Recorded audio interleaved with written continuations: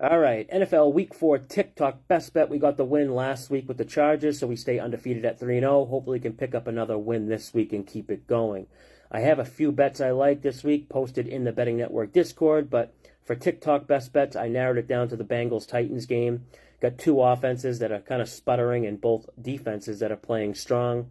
And when I make a best bet, I want to check off two main boxes, market analysis and then game theory. So first, if we look at the total in this game, we can see it opened up around 43. Then shortly after it opened, sharp, respected bettors set this one up. They pump faked on the over Monday when the betting limits were low.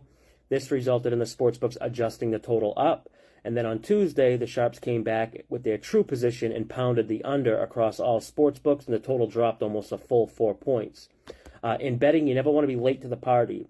The lines moved down so much, and betting the under now at 41 would be taking the worst of the number.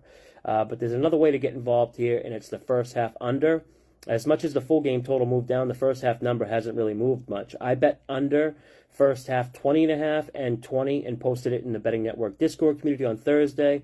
For official record-keeping purposes of the TikTok Best Bets, we'll grade this at 20. So the market agrees here, and for game theory, I'm just really down on both offenses in this matchup. Bengals QB Joe Burrow is playing with that calf injury, and it's not going to get any better anytime soon unless he just sits out 2 or 3 weeks. There's two big takeaways I'm noticing from this injury. The first being his arm strength has dropped off significantly. He's unable to drive the ball. It's not like he had a cannon for an arm before the calf injury. Now with the injury, the ball's fluttering on him. It has no zip. His numbers show this too. He has a third lowest ADOT, or average depth of target, in the NFL, and this isn't something that's just going to change overnight. Since he's protecting Burrow with the play calling too, everything's quick hitting, short passes where you can get the ball out quick and not have to move around in the pocket or risk taking hits. This can work for the Bengals, but it's just a much more methodical, slower offense that's lacking big, explosive plays. Next thing I noticed is the timing and the receivers is off. I think it's a direct relation to him just not practicing enough. He missed all the preseason and has been sitting out or limited at practice. And even though he's familiar with the receivers, there's definitely been some passes last couple of weeks where miscommunication and timing is to blame. I do think the Bengals offense is better than their current numbers reflect as a 25th ranked offense, but the Titans' 30th ranked offense is definitely deserving. I have a big edge in this game with Cincy's defensive front versus the Titans' O-line. Tennessee's quarterback Ryan Tannehill struggled last week. He dropped back to pass 30 times for a net gain of only 68 yards. Titans offense only had 6 first downs with a 2.1 yards per play.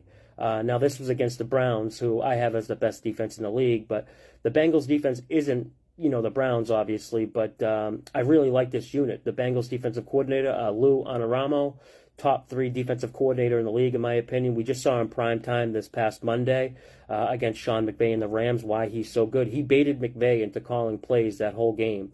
He got the plays that he wanted, and he did this by disguising pre-snap looks. It's what Anarumo's good at. Even Sean McVay said post-game how the Rams offense ran plays and did certain things based on the looks they were getting from the defense, but nothing worked, he said.